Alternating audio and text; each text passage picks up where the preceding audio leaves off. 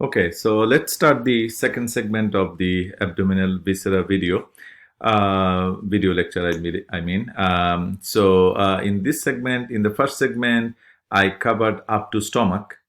So in the luminal GI tract, once the stomach ends, the duodenum begins. So okay, so here is the end of stomach. You see a little part of the stomach, and then the duodenum begins. And duodenum is the part of small intestine. Small intestine is composed of three segments: the duodenum, and this jejunum, and the ileum. So these are the three segments of small intestine. Small intestine is the longest segment of the luminal GI tract, which is about 6 to 7 meters long, which is about 22 feet. And if you think of the function of small intestine, its main function is the complete the process of digestion that began in the stomach. So the process of digestion is completed in the small intestine, and also the absorption of end product of digestion take place in the small intestine. So because more the surface area, the more is the absorption. That's why the long segment of the small intestine, like including duodenum, jejunum, and ileum. And also you will see when we see inside of the duodenum, there are some structural specialization of the small intestine that even increase the surface area that helps its function actually, which is the digestion and absorption of end product of digestion. Now let's go one by one segment. So as you can see here, the duodenum is the shortest of the segments. Okay, and duodenum began at the gastroduodenal junction, and it ends where the jejunum begins, which is the second segment of small intestine, which is the jejunum is the first to fifth of the loop of the small intestine, which is about 8 to 9 feet long. And the last portion of small intestine is called the ileum, which is the distal 3/5 of the length of the small intestine, which means it is about 12 to 13 feet long. So the longest segment of the small intestine is the ileum, and then the jejunum, and the duodenum is the smallest of the segments. Okay, so we'll talk about the individual segments. Here you can see the duodenum with the surrounding structures. As we said, it is important for us to know the relation of the position of the abdominal viscera and their relation with the surrounding structures. So let's talk about the four segments of duodenum. That is, this part of the duodenum they call the superior part. And then this part of the duodenum, the second part of the duodenum, as it is descending, it is called the second part of the duodenum, or the descending part of the duodenum. And this is the third part of the duodenum, also called the inferior part. And then the last segment of duodenum ascends again up. It is called the ascending part of the duodenum. So again, if we summarize, it has a superior part, it has a descending or second part, it has the inferior or third part, and it has an ascending or fourth part. Now, if you look at the relation, see this, there is a very important clinical relation here. As you can see, this is the pancreas, right? So this is the head of the pancreas. Now, head of the pancreas lies in the C-shaped curvature of the duodenum. Okay, so if you think of this green structure that you can see is the bile duct. So the bile duct join with the pancreatic duct to form a common duct of those two organs we call hepatopancreatic ampulla that open in the second part of the duodenum. Okay, so why this relation is important, because if you have any growth in the or tumorous growth in the head of the humerus, that can compress these structures that are opening in the second part of the duodenum. Okay, we'll talk about those when we talk about the pancreas. So that can cause the compression of the bile duct, and that may eventually lead to jaundice. So a patient may come to you with a jaundice, but actually his liver and its related structures are all right, but the problem is actually in the head of the humerus. So that is a very important relation. And another important relation you see this is the third part of the duodenum, right, or the inferior part of the duodenum here. Now, this part is crossed by the superior mesenteric artery. Okay, this is an artery. We'll be talking about this artery later. And then this is the abdominal aorta. So you see, this third part of the duodenum is passing between the angle of the superior mesenteric artery and the abdominal aorta. So any enlargement or dilatation of any of those vessels, either abdominal aorta or superior mesenteric artery, can compress the third part of the duodenum in this area. So that is another important relation here. Now, regarding the different parts of the duodenum, the different part has different significance. Let me show you here on this one. You can see this is the pylorus. See the pyloric sphincter here, formed by the thickening of the smooth muscle of the pyloric part of the stomach. Now, this is the first part of the duodenum. Now, look at the remaining part of the duodenum has these folds. These are circular folds which you will see throughout the whole small intestine. But the first part of the duodenum doesn't have those folds, and this is the smooth part of the duodenum, also called the duodenal cap. And also, if you think of the stomach content coming from the stomach and entering the first part of the duodenum, and we know the content of the stomach is highly acidic because of the secretion of hydrochloric acid by the stomach cells. That's why this first part of the duodenum is vulnerable to the erosion by those acidic content that are coming from the stomach. That's why if you see a duodenal ulcer in patients, the most common site of duodenal ulcer is in the duodenal cap or in the first part and the smooth part of the duodenum. So that is importance of the first part of the duodenum, clinically significant, because this part is most vulnerable to the duodenal ulcer. And look at the second part of the duodenum, and you can see this is this papilla here. The elevation here is called the major duodenal papilla, that marks the opening of a joint duct which is formed by the bile duct, and this is the pancreatic duct. So they join together to form the hepatopancreatic ampulla, which is bringing the secretion from both pancreas and the duodenum and the liver, actually, through the bile duct. Bile is in fact formed in the liver, but their bile is coming from the gallbladder, actually. So both these ducts open in the second part of the duodenum, which is called the major duodenal papilla. So this is very significant. Most of the the digestive enzyme come from pancreas, and also the bile is also important for the emulsification of fat. So all these contents are released in the second part of the duodenum, and they work on the food particles, actually, to complete the process of digestion. So this is absolutely important. And another important thing that is coming from the pancreas is the bicarbonate. As we mentioned, that the content that is coming from the stomach is acidic because of the presence of hydrochloric acid is in that content. But the enzymes that come from the pancreas for the digestion of food particle, they can act only on alkaline media. So this media, which is acidic content coming from the stomach, need to be quickly changed to an alkaline media, and that is done by the bicarbonate which is coming from the pancreas. And another important thing is that the location of the major duodenal papilla in the second part of the duodenum mark the junction between the foregut and midgut. Okay, in embryology you will know more. I will talk about the foregut and midgut when we relate it to the blood supply of the GI tract. Okay, so anyway, so in the second part of the duodenum there is a papilla called major duodenal papilla that marks the entrance or opening of the major duodenal papilla, which is formed by the combination of bile duct and the pancreatic duct. Okay, there is a small one called the minor duodenal papilla that mark the opening.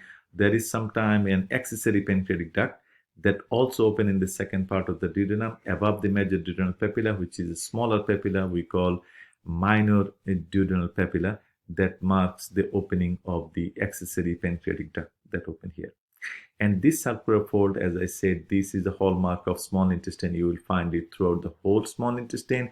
Exception is the first part of the duodenum and the terminal part of the ileum. Okay, so that's, I believe, all about the duodenum.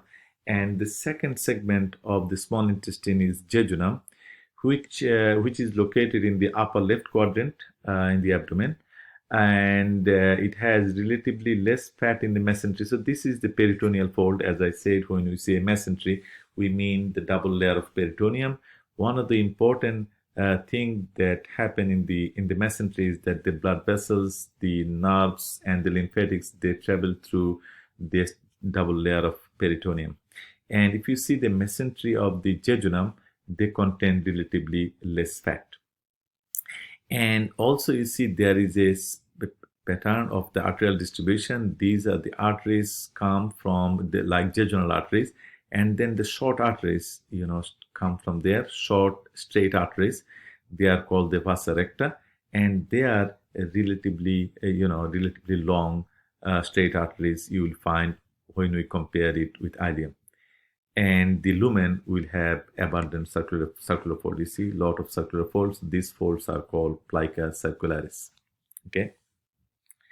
We don't need to know much about the jejunum and ileum, and you need to know that the transition from jejunum and ileum, even though we say the proximal 2/3 to 5th is the jejunum and the distal 3/5 is the ileum, but their transition is very slow. It will be very difficult for us to see the exact boundary where the jejunum ends and ileum begins. But if we compare between the early part of the jejunum and the distal part of the ileum, you can differentiate them by the presence or absence of the circular fold, we call plica circularis. In jejunum, you will see a lot of plica circularis throughout the whole jejunum, but in the terminal ileum, you will not see much of those folds. Okay, much of the plica circularis. And position-wise, the ileum, this segment of the small intestine is located in the lower right quadrant of the abdomen, and you can see they have more fat. If we compare it with the jejunum, they have more fat in the mesentery, and you can see the straight arteries that are coming from the jejunal, the ileal arteries. They are much shorter. I will show you a comparison between those two segments that will, clear things up.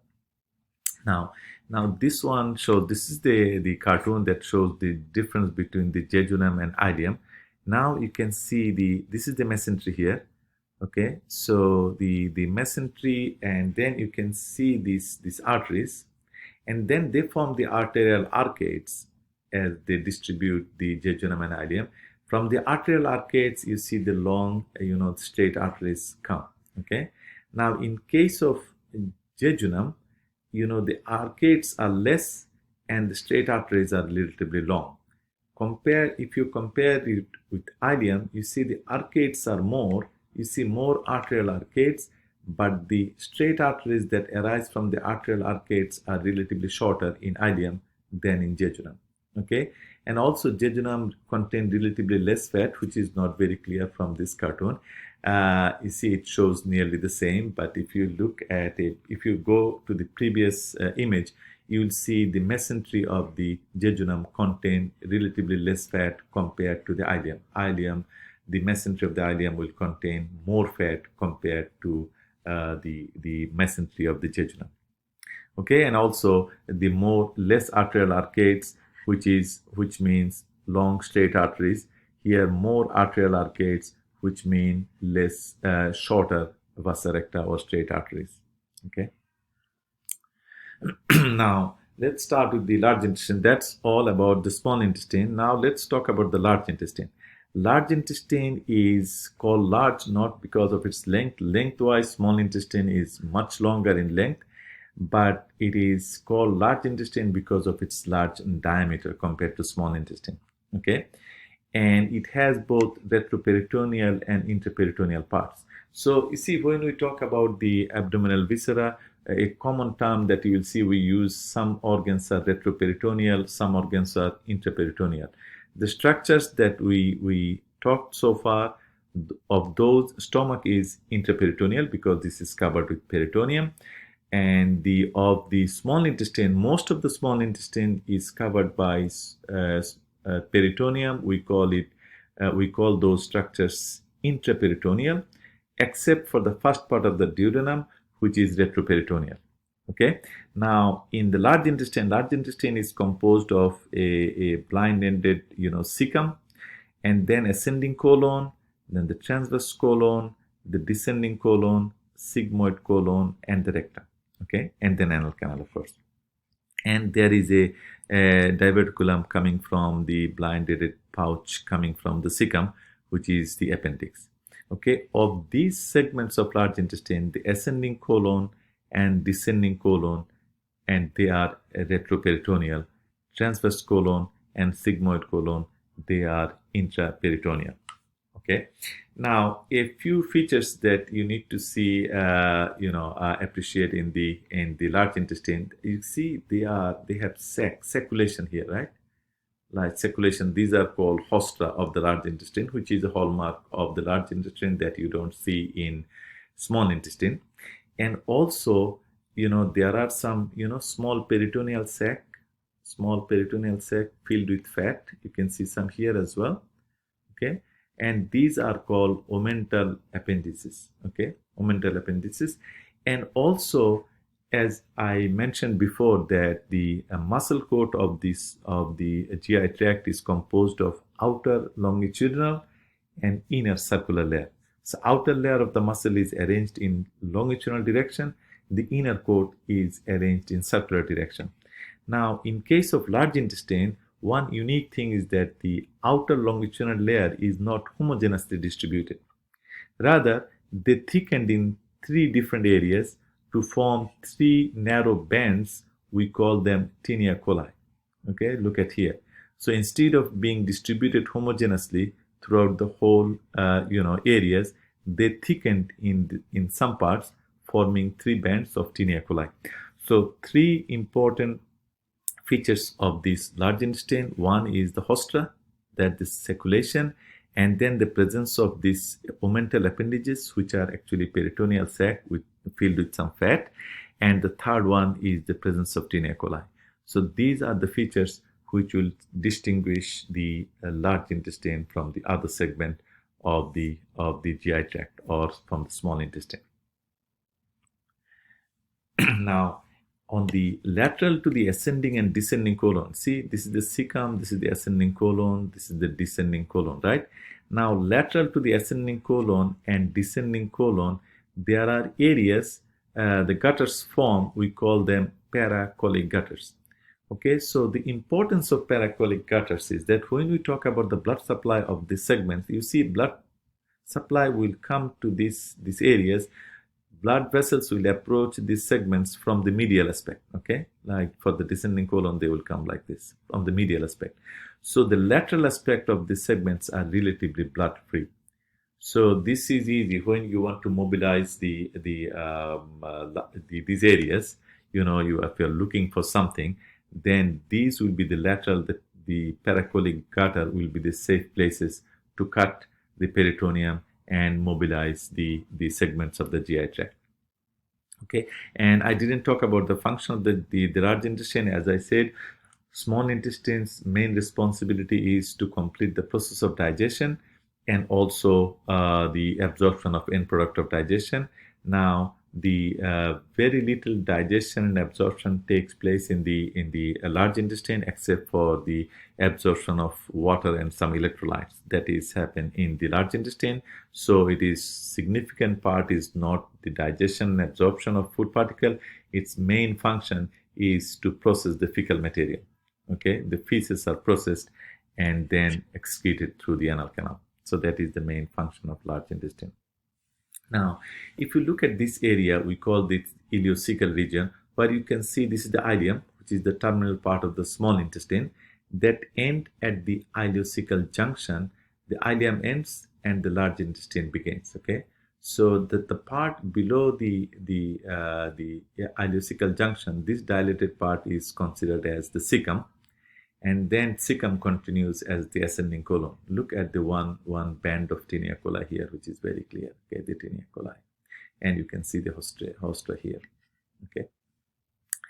Now, so one important structure here is the appendix. Okay, why we need to know about the appendix? Because appendix is a very commonly infected structure. Okay, so we need to know the position of appendix. Okay, appendix, base attachment of appendix on the cecum is relatively stable. Actually, if you follow the tinea coli, and then you can see the base attachment of the appendix, but the distal part of the appendix is highly variable.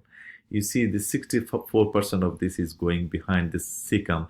Some of them are we call pre-ileal, post-ileal, pelvic. So they can be in any place, actually, any of those places. So highly variable. But remember, the base attachment of the appendix is at the base of this tinea coli and the cecum, and which is relatively stable. Okay, now how do we describe the position of the base of the appendix? Again, if you look at the four quadrant scheme of the appendix, this is the line going to the umbilicus, we call transumbilical plane. So now which means the appendix is located in the right lower quadrant, right? So if we draw a line between the anterior superior iliac spine and the umbilicus, okay, and we draw a line like this and divide the line into three parts.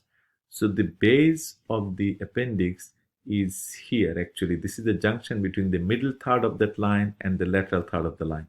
Okay, so this is the base attachment of the appendix, and this is called the McBurney's point. Okay, McBurney's point, this one, which is again a line. If we draw a line between the umbilicus and anterior superior iliac spine, and we divide the line into three portions, this McBurney's point will be the junction between the middle part and the lateral part of that particular line. Okay, so this is the base attachment of the appendix. Now, as we said, the appendix is a commonly infected organ in the abdomen. So let's see how the pain from the abdomen is transmitted into the brain. Okay, so when the abdomen become infected, we feel pain, right? So people with acute appendicitis, they feel pain in the abdomen. And see, the visceral fibers that arise from the appendix, they travel with the sympathetic nerves, and they enter the spinal cord with the T10 segment, actually, which carries the somatic pain sensation from the T10 dermatome, which is around the umbilicus, right?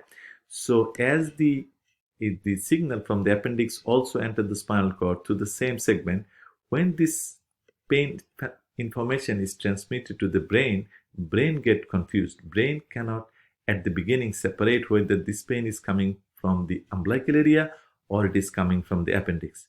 That's why we feel pain at the beginning. The patient will complain about pain around the umbilicus, which is not actually the main source of the pain. So this type of pain is called the referred pain, when pain is coming from pain is felt in the area which is not really represent the source of the pain.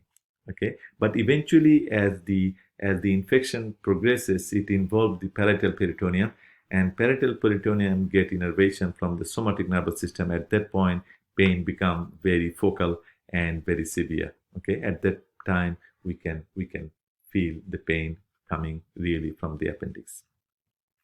So I think that's all I have in this segment, and I will be doing the third segment soon. Thank you for your attention.